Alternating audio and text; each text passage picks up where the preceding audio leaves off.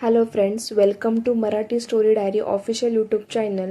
मागच्या व्हिडिओमध्ये आपण शुभविवाह भाग 3 बघितलेला. आजच्या व्हिडिओमध्ये आपण भाग 4 बघणार आहोत. चला तर मग सुरुवात करूया. योगेश तिचा चेहरा खूप आठवायचा प्रयत्न करतो, पण काही केला तो त्याला आठवत नाही.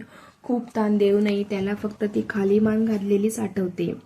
तो तेच पुन्हा पुन्हा आठवत विचार करतो की तिची हाईट बहुतेक 5.2 किंवा 5.5 असावी, पण या व्यतिरिक्त तो काही आठवू शकत नाही. शेवटी मनाशी निर्धार करतो की आज तर तिला मी बघेन.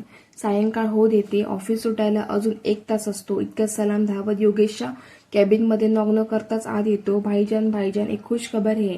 योगेश कामात असतो. त्याच्या अशा डिस्टर्ब करण्याने चिडून, का है, तुला नियम पाळता येत नाही का? नॉक करून आत यायचे ना, मी इम्पॉर्टंट कामात होतो ना.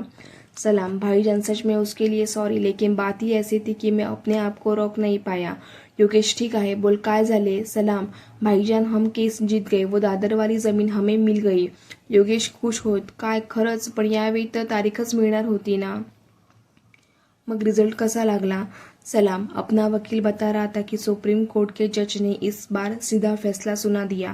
अगली पार्टी कोई ठोस सबूत नहीं दे रही थी और 5 महीने से सिर्फ अगली तारीख लेकर कोर्ट का समय वेस्ट कर रही थी. पिछले तारीख पे ही उनको वार्निंग मिल चुकी थी. उसके बावजूद उन्होंने कोई सबूत पेश नहीं किए. आखिर जीत सच्चाई की हुई. हमारी जमीन हमें वापस मिल गई.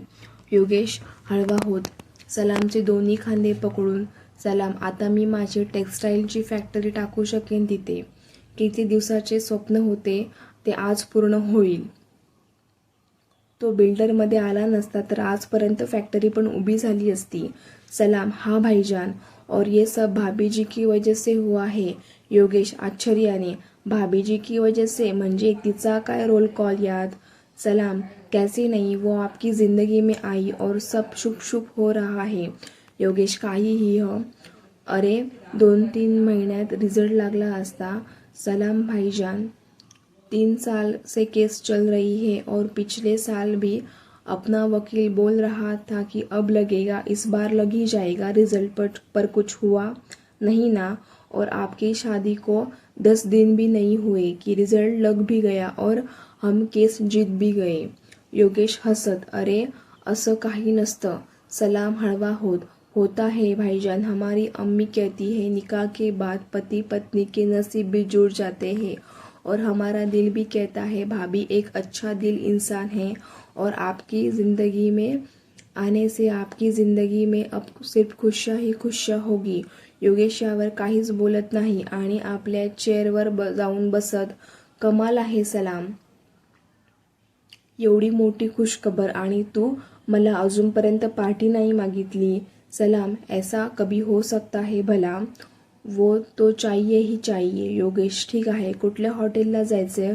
सलाम, हॉटेल नाही, मैं जो मांगू वो देना पडेगा. योगेश, ठीक आहे, दिले. काय पाहिजे. सलाम, कल जो आपके घर से टिफिन आएगा वो मैं खाऊंगा. योगेश विचार करीत, ठीक आहे, मी उद्या 2 टिफिन मागेन. सलाम, नहीं, टिफिन एक ही आएगा. मेरे घर से आया टिफिन आप खाओगे और आपके घर से आया मैं खाऊंगा, वो भी बिना शेयरिंग. अब बोलो, दोघे पार्टी में जो चाहता वो. योगेश मनातल्या मनात पुटपुटत, भुक्काड, लेकाला खाण्याशिवाय दुसरे काही दिसत नाही. शेवटी नाईलाजाने ठीक आहे. सलाम खुश होत, ये हुई ना बात. मनातल्या मनात, अब देख, कल मैं भी कैसे दिखा दिखा के टिफिन खाऊंगा. तो ऑफिस सुटल्यावर नेहमी प्रमाणे योगेश एका बार बाहेर कार पार्क करतो आणि आत जाणार की त्याला तिचा विचार येतो.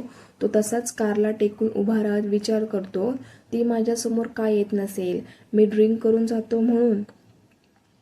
त्याला पहिल्या रात्रीचा प्रसंग आठवतो आणि स्वतःशीच, किती रूडली वागलो मी तिच्याशी, तिची काय चूक यात. बरोबर आहे, कशी समोर येईल ती माझ्या, मी इतका पिऊन गेलो तर. पण मला तिला बघायचे आहे. कसे बघू. वॉचमध्ये बघत 8 वाजले आहेत. यावेळी ती एकतर खाली असेल नाहीतर रूममध्ये, म्हणजे मी आत गेलो तर तिला बघू शकेल. उशीर केला तर ती झोपून जाईल. तो तसाच पुन्हा मध्ये बसून कार बंगल्याच्या दिशेने वळवतो. इकडे किचनमध्ये विजया विचार करीत असते की जेवण बनवू का, पण ते तर रात्री अपरात्री येतात, तेव्हा तर जेवण पण नाही करत. पण नाही केले आणि तेवढ्यात रात्री जेवण मागितले तर कुठून देईन मी, आणि एवढ्या रात्री बनवायला लावले तर नको रे बाबा. त्यापेक्षा करूनच ठेवते मी त्यांचाही स्वयंपाक. आणि ती स्वयंपाकाला लागते. चपात्या बनवीत असते की तिला हॉलमधून आवाज येतो आणि ती समजते की ते आले. मनातच आज इतक्या लवकर घरी, गर्लफ्रेंडसोबत ब्रेकअप झाला की काय, जाऊ दे, मला काय करायचंय. इकडे योगेश सोफ्यावर बसतो. त्याला किचनमधून आवाज येतो. तो समजतो की ती किचनमध्ये आहे. काय करू, जाऊ का किचनमध्ये, पण असा कसा जाऊ. अरे तहान लागली आहे ना. पाणी घ्यायच्या बहाण्याने जातो आणि तिच्याकडे पाणी मागतो. तेव्हा तर समोर येऊन द्यावेच लागेल. तो मनात खुश होत उभा होतो की इतक्यात रामू काका ट्रेमध्ये पाणी घेऊन सुंबासारखे उभे. त्याला बघून योगेशला खूप राग येतो. तो चिडून, काका कोणी मागितलं तुम्हाला पाणी. रामू काका, नाही बाबा, मला वाटले की तुम्हाला ताण लागली असेल. ठीक आहे, मी घेऊन जातो. योगेश चिडून आत कसे जाणार किचनमध्ये आता. परत जाणाऱ्या काकाला रागाने थांबवून ते पाणी पिऊन ग्लास जवळ ते ट्रेमध्ये आपटतच तो झपाझप पावले टाकीत बेडरूममध्ये जातो. वॉशरूममध्ये जाऊन फ्रेश होतो. कपडे चेंज करतो. मात्र डोक्यात मात्र एकच विचार चालू असतो, तिला कसे बघता येईल. रात्री जेवायला योगेश डायनिंग टेबलवर येऊन बसतो. रामू काका त्यांना जेवण सर्व करतात. योगेश थोडा वेळ वाट बघतो, ती येईल, पण ती काही येत नाही. त्यांचा पुन्हा पोपट होतो. तो लगेच जेवण आटपून बेडरूममध्ये निघून जातो. इकडे विजयाला त्याच्यासमोर जेवण होणार नाही म्हणून ती त्याचे जेवण आटपायची वाट बघते आणि तो बेडरूममध्ये गेल्यावर जेवण करते. बेडरूममध्ये फेऱ्या घालीत योगेश हाच विचार करीत असतो की माझ्यासमोर ती का येत नाही. मला भीते का, की माझा राग करते माझ्या पास्टमुळे. हे लग्न तिच्या मर्जीने झाले की माझ्या पास्टमुळे. कुठलीच मुलगी लग्नाला तयार नव्हती, मग ही कशी झाली. हे सगळं कसं माहिती होईल. काय करू मी, की डायरेक्ट तिच्याशी बोलू. तिच्याशीच बोलतो, येऊ दे, पण तोपर्यंत काय करू. ओके, स्टडी रूममध्ये बसतो. इकडे विजया रूममध्ये यायला घाबरते. आतापर्यंत तर ते उशिरा यायचे, त्यामुळे झोपायचे नाटक करून अवॉइड करायचे. पण आज ते घरीच आहेत, ते पण शुद्धीत. काय करू. जवळ बोलवलं तर आणि बेडवर झोप म्हटले तर बाप रे. आताच थरकाप सुटला मला. काय करू. विजया, हा दिवस कधी ना कधी येणार तर होताच. किती दिवस स्वतःला वाचवण्याचा प्रयत्न करशील.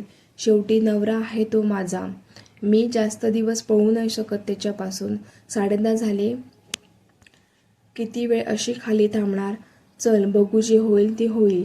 विजया रूममध्ये जाण्या अगोदर दरवाजा हलकासा उघडून आत डोकावते तर तिला आत कोणीच दिसत नाही. मग हळूच आवाज न करता ती आत जाऊन दरवाजा लावते. इकडे तिकडे बघते. तिला वाटते कदाचित वॉशरूममध्ये गेला असेल. ते यायच्या आधी झोपून जाते. विजया असं स्वतःलाच बजावत ती एक उशी घेते आणि कार्पेटवर आडवी होते. योगेश एका रोमॅन्टिक स्टोरी बुक वाचण्यात इतका गुंग होतो की त्याला वेळेचे भानच नाही. कथा संपून तो वॉलवॉचमध्ये बघतो तर रात्रीचे 11:30 झाले. तो ताडकन उठतो की अजून कशी आली नाही. इतका वेळ काय करीत आहे खाली. तो स्टडी रूममधून बाहेर येतो तर बघतो ती खाली कार्पेटवर गाढ झोपली आहे. तो डोक्यावर हात मारत, ही कधी आली आणि झोपली तरी आपल्याला कळले नाही. शेवटी तो बेडवर जातो, पण उठून बघत तिला बघतो. ती आजही पदर अंगाभोवती लपेटून झोपलेली असते. तो एसीचे टेम्परेचर वाढवतो, पण आधीच खूप थंड झाली होती, त्यामुळे टेम्परेचर वाढवण्याने काहीच फरक पडत नाही. म्हणून तो सरळ एसीच बंद करतो आणि झोपतो. पण एसी बंद केल्याने त्याला काही झोप लागत नाही. तो उठून बसत तिच्याकडे बघतो आणि त्याला पुन्हा तिला बघायची इच्छा होते. तो हळूहळू पावलं टाकत तिच्याकडे येतो. ती उजव्या कुशीवर दोन्ही हात दुमडून झोपलेली असते. तो साईड फेस तर बघायला मिळेल म्हणून इकडून तिकडून तिला बघण्याचा प्रयत्न करतो, पण एकतर डिम लाईट, त्यात तिचे अर्धे केस तिच्या तोंडावर आल्याने तिचा चेहरा काहीच दिसत नाही. पण आज मी हार मानणार नाही, चेहरा तर बघेनच. या जिद्दीला पेटलेला तो तिच्या भोवती फिरत इकडून तिकडून तिला बघण्याचा प्रयत्न करतो. या सगळ्यात काहीतरी चुळबुळ तिला जाणवते आणि तिचे डोळे उघडतात. बघते तर हा तिच्या अवतीभोवती फिरत आहे. ती घाबरून तशीच पडून राहते. भीतीने अजूनच कापते. मनात, हे असे का मला प्रदक्षिणा मारत आहे, तेही इतक्या रात्री. वेडे तर तसे वाटत नाही. एवढी मोठी कंपनी चालवतात, मग वेडे कसे असेल? पण हे असे वागणे नॉर्मल लोकांचं तर नाही. म्हणजे हा फक्त रेफिस्ट नाही तर ॲबनॉर्मल पण आहे. हा दिवसा नॉर्मल असतो आणि रात्री ॲबनॉर्मल होतो. कदाचित म्हणूनच रात्री इतका पिऊन असतो. पिऊन असल्याने कुणाला कळत पण नाही. काहीतरी आठवत, अरे देवा, व्हायलेंट पण होत असेल का? आणि म्हणूनच त्याच्या घरचे पण त्याच्यासोबत राहायला भितात. म्हणून तर गेले सगळे लगेच लग्नाच्या दिवशीच. नाहीतर असं कुठे होतं का? विजया, खूप फसवले तुला. काय नशीब घेऊन आलीये मी पण. देवा, माझ्यासोबतच तुला असे करायचे होते. तिला रडायला येते, पण बाजूला योगेश असल्याने ती काहीच हालचाल न करत तशीच पडून राहते. सगळे केस हवेने तोंडावर आल्यामुळे तिला अनकम्फर्टेबल वाटतं, पण चूप बसण्यापलीकडे पर्याय नव्हता. हवेने ते केस तिच्या नाकात जात असतात आणि त्यामुळे तिला जोरात शिंक येते. घाबरून तसाच डोम ठोकतो. तेच एकदम बेडवर चादर अंगावर घेऊन पडतो. तिला तो गेल्याने थोडा जीवात जीव येतो, पण घाबरून आजही तिची झोप उडते. योगेश मनातच, बापरे, वाचलो. तिने बघितले असते तर काय विचार केला असता. खरंच मी कधी कधी मूर्खासारखंच वागतो आणि तसाच झोपून जातो. दुसऱ्या दिवशी योगेश तिच्यावर जास्त लक्ष न देता नाश्ता करून ऑफिसला निघतो. आज खूप बिझी शेड्यूल असल्याने येताना बरोबर त्यांची एका क्लायंटबरोबर मीटिंग असते. त्यानंतर न्यू फॅक्टरी संदर्भात पुन्हा काही इंजिनियर बरोबर मीटिंग होते. ते आटपून जागेचा सर्वे करण्यासाठी तो त्यांच्याबरोबर जमीन बघायला जातो. तिथून आल्यानंतर त्याला खूप थकल्यासारखे वाटते, डोकं दुखत असतं. त्यामुळे तो दुपारी उरलेल्या मीटिंग्स कॅन्सल करून घरी आराम करायला येतो. येताना बरोबर वर बेडरूममध्ये जाता जाता तो रामू काकाला इन्स्ट्रक्शन देतो, काका, मी बेडरूममध्ये आराम करीत आहे. मला सायंकाळपर्यंत कोणीही डिस्टर्ब करायचे नाही. आणि हो, ऑफिसमधून फोन आला तर लिहून ठेवा कुणाचा होता. नंतर मी कॉलबॅक करेन त्यांना. आणि झपाझप पावलं टाकीत तो बेडरूममध्ये जातो. आज जाता सोफ्यावर बसत टी टेबलवर लॅपटॉप बॅग ठेवतो आणि कोट आणि टाय काढून फेकत तो बेडवर आडवा होणार की एक सुंदर मुलगी बेडवर शांत झोपली होती. तिचे लांब सडक डार्क ब्राऊन केस उशीवर पसरले होते. पदर हलका गळ्याकडे ओढल्या गेल्याने तिचे गोरेपान पोट उघडे पडले होते.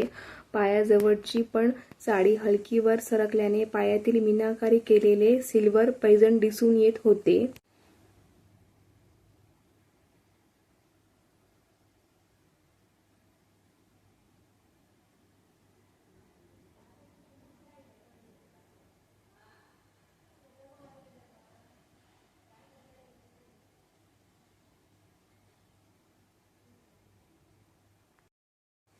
हातात हिरव्या काचेच्या बांगड्या, त्याच्या बाजूला सोनेरी कडे होते.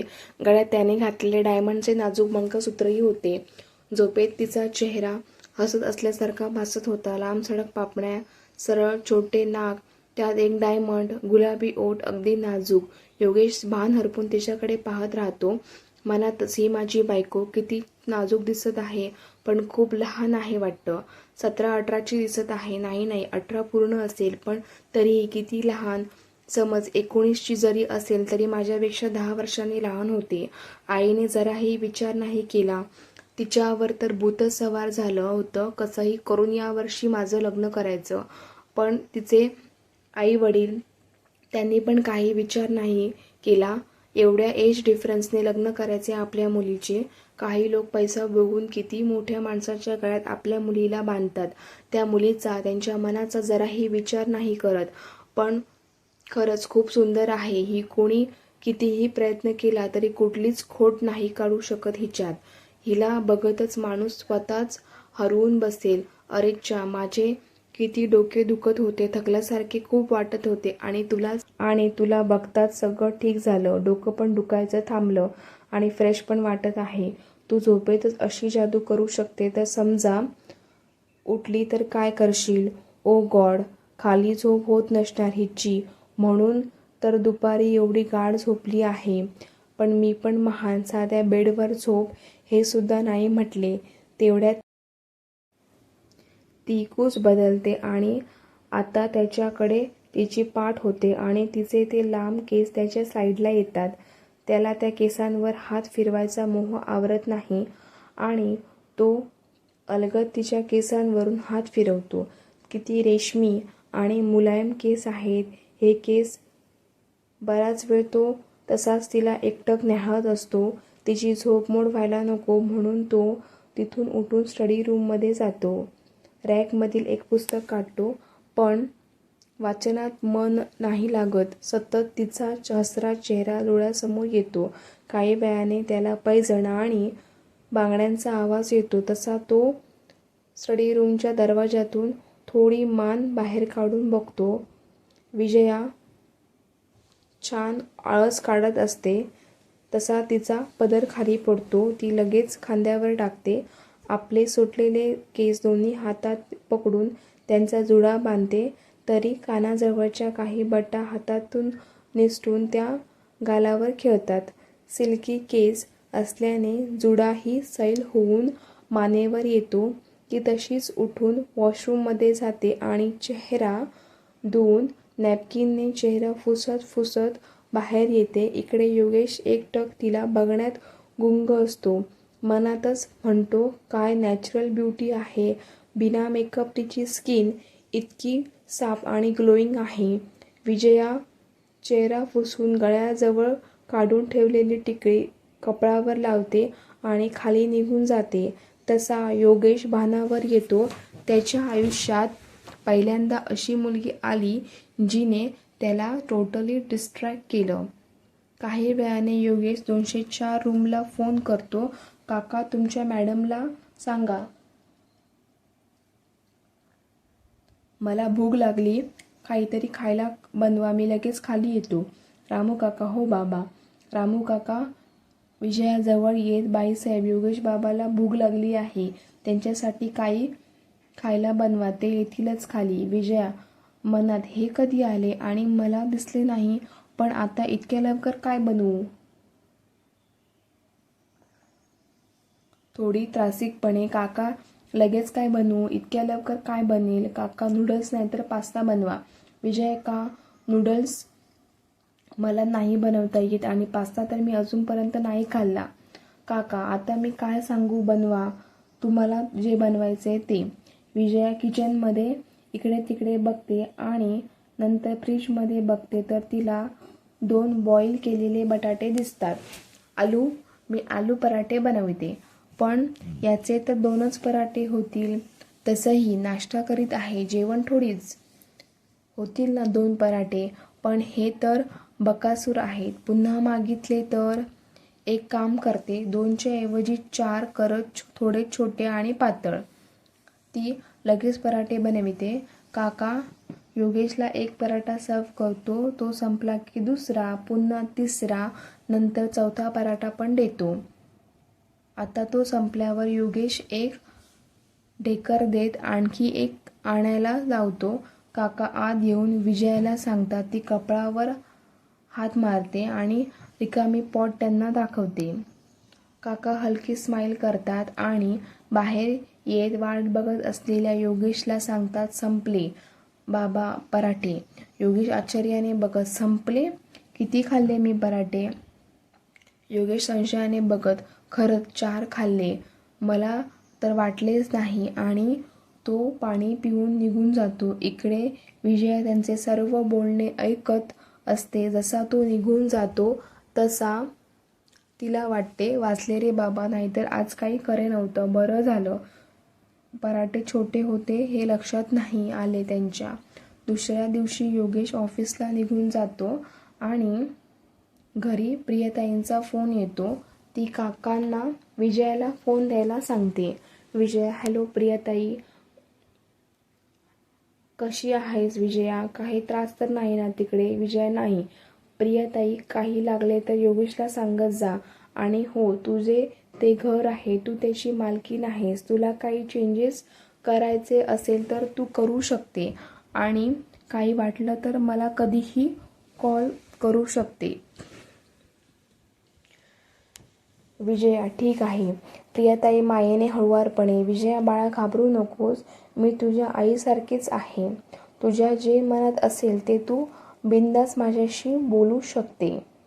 विजया थोडी हिंमत करून, आई, ते एक विचारायचे होते. प्रियताई, बोल ना बाळा. आई, येथे देवघराची स्वतंत्र खोली आहे, मोठे देवघरही आहे, पण त्यात देवच नाही. प्रियताई गडबडून थोडा वेळ शांतच होतात. मग स्वतःला सावरत, तुला पूजा करायची आहे? विजया, हो, मी पूजा केल्याशिवाय जेवण करीत नाही. प्रियताई खुश होत, ठीक आहे, मग योगेशला सोबत घेऊन तुला जे वाटते ते देव घेऊन ये आणि तुझ्या हाताने त्यांची प्राणप्रतिष्ठा कर. ते देवघर तू आता तुझ्या पद्धतीने सजव. ठीक आहे विजया, हो. फोन ठेवून मनात विचार करते, ह्यांच्यासोबत कशी जाणार? मी तर बोलायलाही घाबरते. प्रियताई फोन ठेवून लगेच योगेशला फोन लावतात. योगेश लॅपटॉपमध्ये काही फॅब्रिक डिझाईन बघत असतो. तो बघत बघतच फोन रिसीव्ह करीत, आई बोल. प्रियताई रागवत, बोल काय बोल, लग्न केले की झाले का? बायकोप्रती काही जबाबदारी असते की नाही? योगेशचे सगळं लक्ष लॅपटॉपमध्येच. हो हो असते. प्रियताई, मग कधी पार पाडशील ती जबाबदारी? ती बिचारी विजया काही बोलत नाही. शांत मुलगी आहे. तिला काही हवं नको विचारायचे काम नाही का तुझे? नवीन नवीन लग्न झाले, तिला काही वस्तू लागत असेल तर शॉपिंगला घेऊन जाणे काम नाही का तुझे? योगेश अजून आपलं काम करीतच, हो हो आहे ना. प्रियताई चिडून, काय तेव्हाचे हो हो लावले आहे? मी काय बोलली त्याच्याकडे लक्ष आहे का तुझे? योगेश आता लॅपटॉपमधून लक्ष काढून आईकडे लक्ष देत, अगं हो, तुझ्याकडेच लक्ष आहे माझे. बोल, काय झाले एवढं चिडायला? प्रियताई, तू आत्ताच्या आता विजयाला शॉपिंगला घेऊन जा.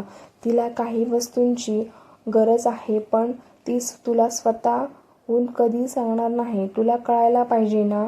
योगेश कपाळावर एक बोट घासत, विजया कोण आणि मी का तिला शॉपिंगला घेऊन जाऊ?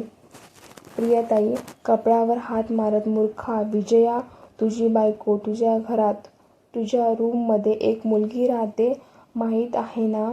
तुझे लग्न झाले हे तरी आठवते का? योगेश आईचे बोलणे ऐकून मनातच, अच्छा, तर तिचे नाव विजय आहे. नाहीच नेम, तिच्यासारखेच नाजूक. तो तिचे झोपलेले रूप आठवतो तशी लगेच त्याच्या चेहऱ्यावर स्माईल येते. भान हरपून तो डोळे मिटून घेतो. इकडे प्रियताई फोनवर चिडून योगेशला हाक मारत, योगेश त्या आवाजाने भानावर येत, ओ सॉरी सॉरी सॉरी आई. प्रियताई चिडून, काय चाललंय तुझे? मी केव्हाची एकटीच बडबड करीत आहे. तुला जर तुझे काम इतके इम्पॉर्टंट आहे तर लग्न नव्हते करायचे. कशाला मला वचन दिले तू? म्हणशील तिच्याशी लग्न करेल म्हणून. फक्त लग्न करून होत नाही, ते आयुष्यभर जपावे पण लागते. योगेश, सॉरी, कान पकडून सॉरी म्हणतो.